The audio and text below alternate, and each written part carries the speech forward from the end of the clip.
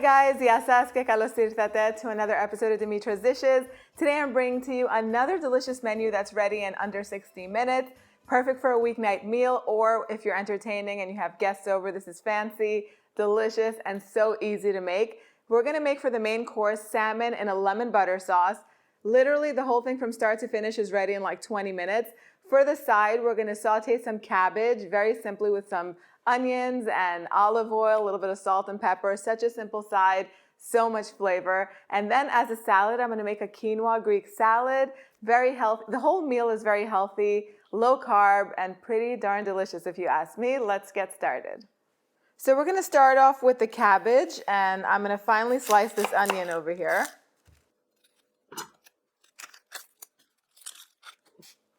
So I'm gonna finely chop this onion. You need one onion. You can use leeks instead. If you're using leeks, I would do about 4 or 5 leeks instead of this onion.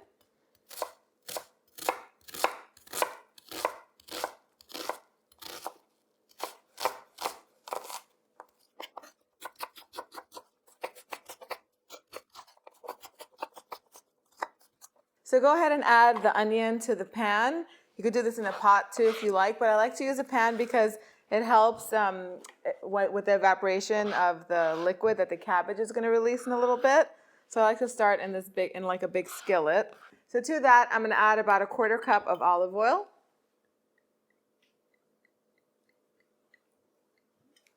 And I'm going to sprinkle a little bit of salt on top. And I'm going to cook the onions over medium heat until they're nice and soft and golden. That's going to take about 8 minutes or so.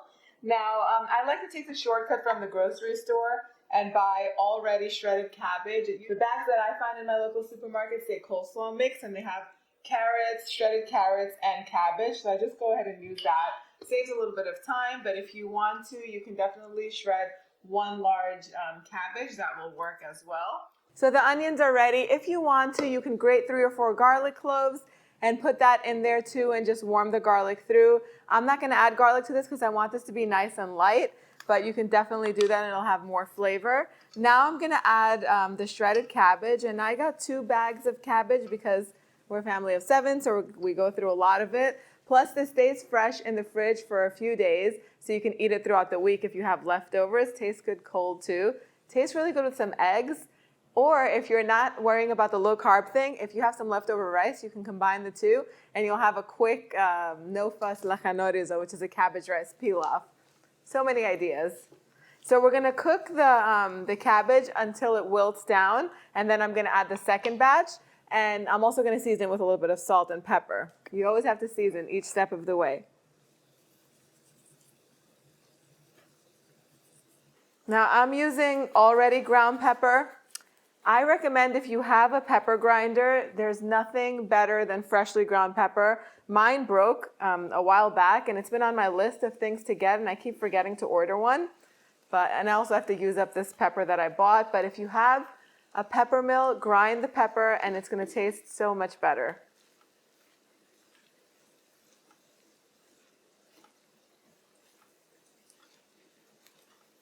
So once this wilts down a little bit, I'm going to add the rest of the cabbage, and then I'm going to cook it over medium-high heat. I'm going to stir it often so that way it doesn't burn on the bottom. And once it's nice and soft and tender and wilted, it takes about 10 minutes or so, 10, 12 minutes. I'm just going to squeeze some lemon juice on it, and the first side is going to be ready.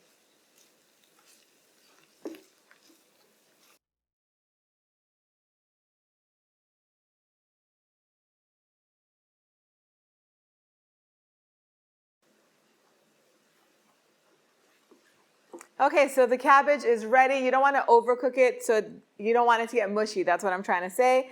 All I'm going to do now is just put some lemon juice on top of it. Freshen it up a little bit.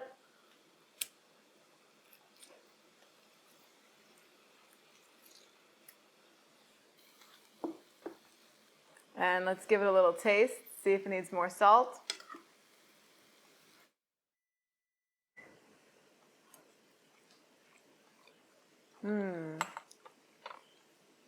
Perfect. If you sprinkle salt on each batch of cabbage that you put in the pan, it's probably going to be good enough, but you can always add some salt in the end. take it off of the heat because the first side is ready. And now we're going to work on making the salad, the Greek quinoa salad, which is so simple to make. Now over here, I have some quinoa. This is uncooked and I haven't even washed it yet. It's a really good healthy alternative to couscous. You can use couscous instead of the quinoa if you're not worried about the carbs. Quinoa, I think it's supposed to be a little bit lower in carb, but it's also very nutritious, many more nutrients than couscous has. The way you handle it, you have to rinse it under cold water a few times, kind of get that those first 2-3 batches of water out of there. It gets the bitterness off and any dirt that may be on it off. I'm going to do that right now. So I rinsed the quinoa. Now there's 2 cups of chicken broth in a saucepan. You can use vegetable broth or water. If you're using water, then make sure to add a little bit of salt to it.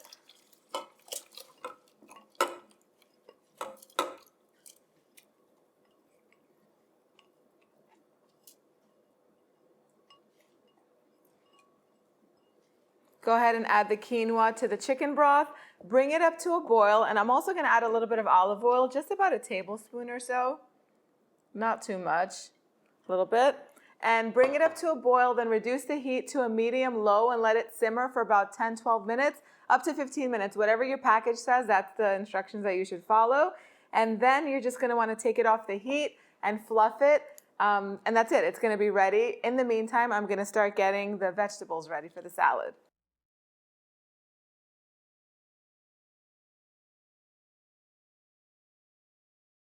Okay, so we're going to start with an onion. You can use a red onion if you have one. I have these white onions, so that's what I'm going to use. You need about a little bit less than a half. And this is a salad that you can really put as much or as little as you want of each ingredient.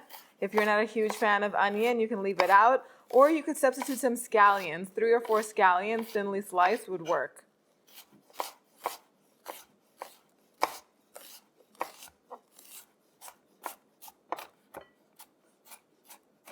The finely chopped onion is really nice in salads. Keep a big bowl handy and just finely chop the onion and put it in there. Next, I have a bell pepper.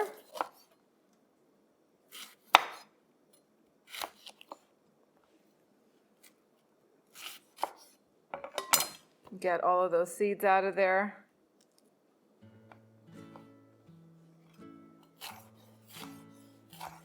And I'm just going to finely chop that as well. Everything should be around the same size.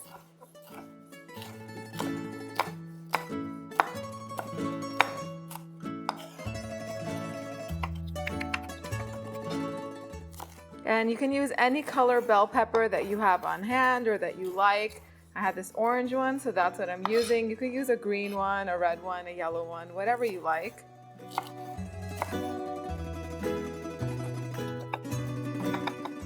And then go ahead and add that to the bowl.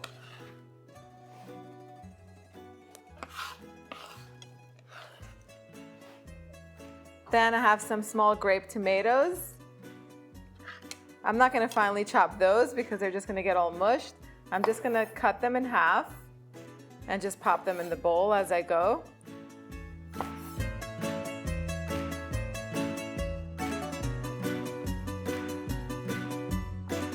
Okay, then I have an English cucumber. I'm just going to peel the skin from it.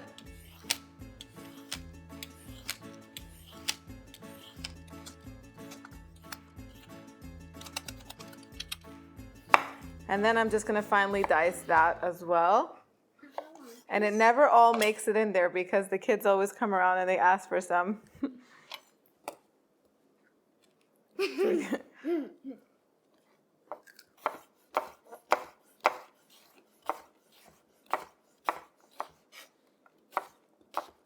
Okay, you can go sit down and eat that, Layla.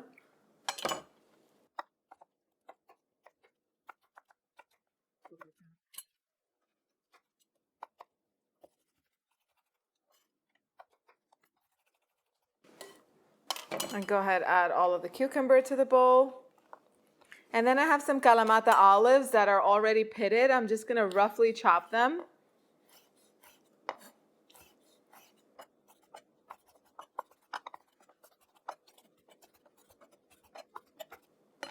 And go ahead and add those to the bowl. Just give the veggies a nice mix. And as always, we season with a little bit of salt. And now we're going to add the dressing. So we need about 2 or 3 tablespoons of red wine vinegar. And about a 1/4 cup or so of really good quality extra virgin Greek olive oil. Some dried oregano. You can put any herbs that you like in here. You can use fresh dill, fresh mint, even basil. Just give it a nice mix.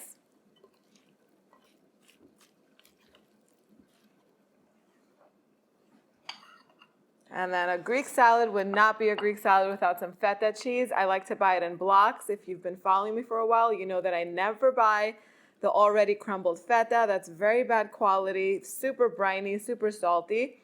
Just buy it in the blocks and crumble it yourself. It just takes a second. And give the salad a mix.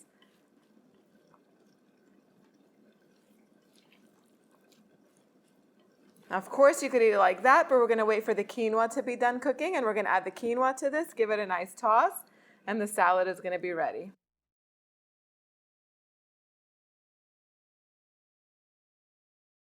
Okay, so the quinoa is done. Before I add it to the salad, I'm just going to set it aside and let it cool down a little bit so that way it doesn't cook some of the vegetables. It should take about 5 or 10 minutes or something like that. I'm just going to let it cool, add it to the salad, give it a nice mix. Always taste so that way if it needs any more seasoning, you could adjust that before you go to serve it. And now it's time to make the salmon. Okay, so I have 4 salmon fillets here. You can make a big batch of this if you want to.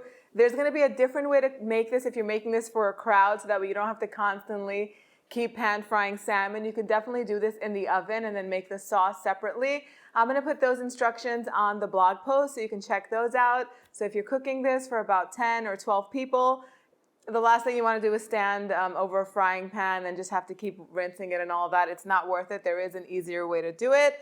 For now, I'm going to season the salmon on both sides with some salt and pepper.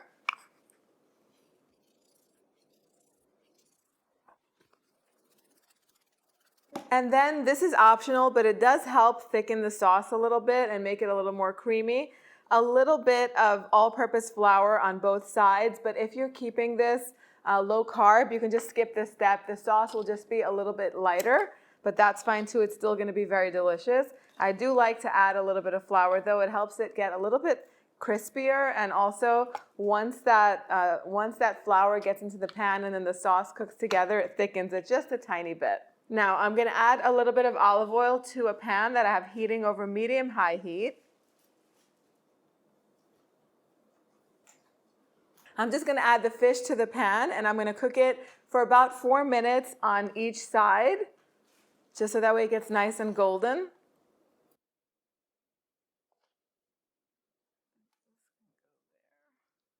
So if you have thicker pieces of salmon like I do, they are going to take a little longer than 4 minutes. After I cooked them 4 minutes on each side, I did flip them on the side and I cooked them 1 minute on all of the sides as well because it didn't look fully cooked.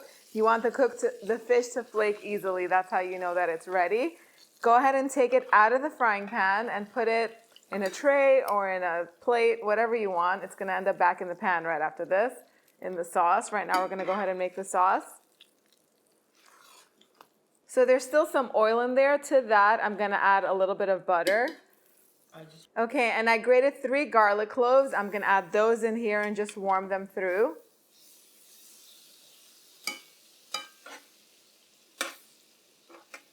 That smells so good.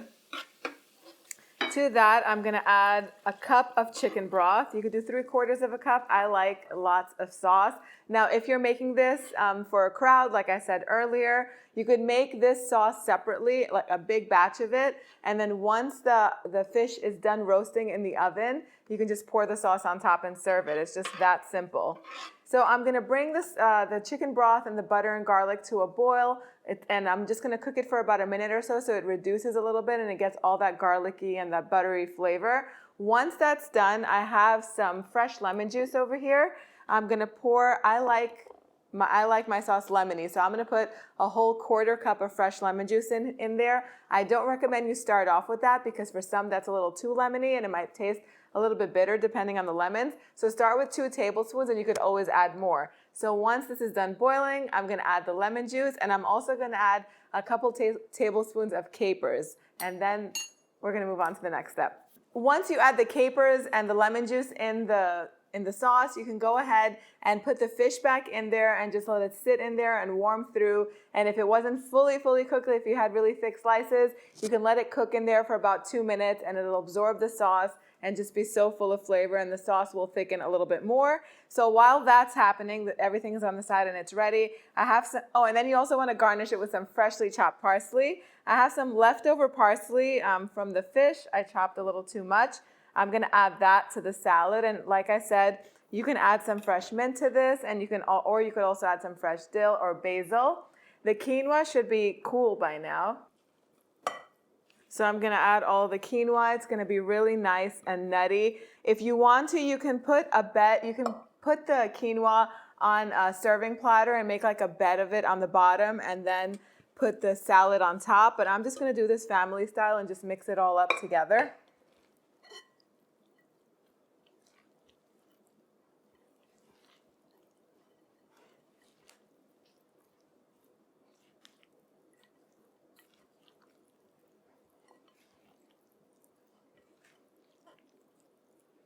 Time to do the taste test.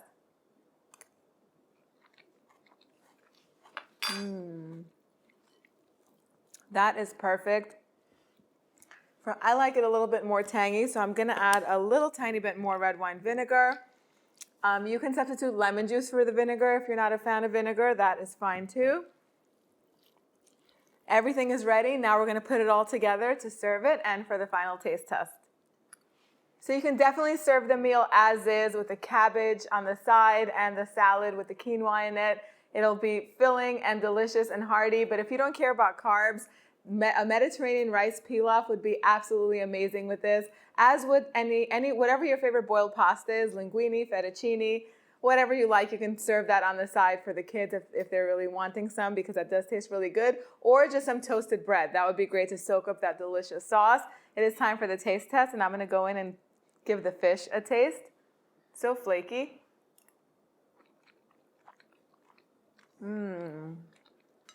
Perfectly cooked, moist. That sauce is tangy, and it's a little bit slightly creamy and just so delicious. I love the little bite of caper in there. Let's have some of the cabbage with a little bit of the salad.